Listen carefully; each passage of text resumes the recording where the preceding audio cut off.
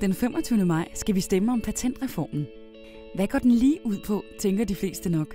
Følg denne 7-trins guideline til ende, så får du styr på de mest centrale elementer i patentreformen.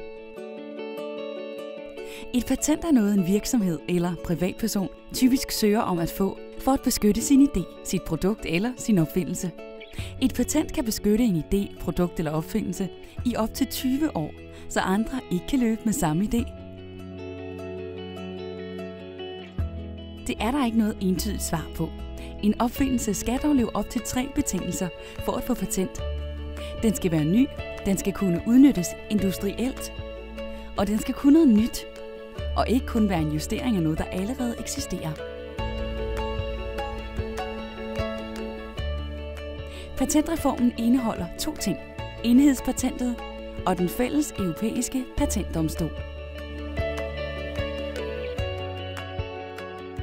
Formålet med patentreformen er at gøre det nemmere og billigere at søge og håndhæve patentrettigheder i Europa.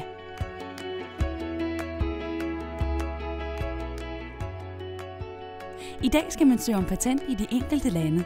Der findes dog allerede et europæisk patent, men den skal aktiveres i hvert enkelt land, før det er gyldigt. Enhedspatentet er et patent, der gælder i en række lande og ikke kun ét land, som f.eks. Danmark. Til sammenligning så kan man søge patent i USA, hvor det gælder i alle de forenede amerikanske stater.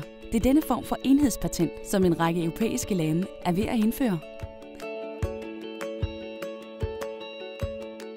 Den fælles patentdomstol skal sørge for, at man med blot en enkelt ansøgning kan få godkendt et patent, så det gælder i alle de lande i EU, der er med i aftalen om en fælles patentdomstol.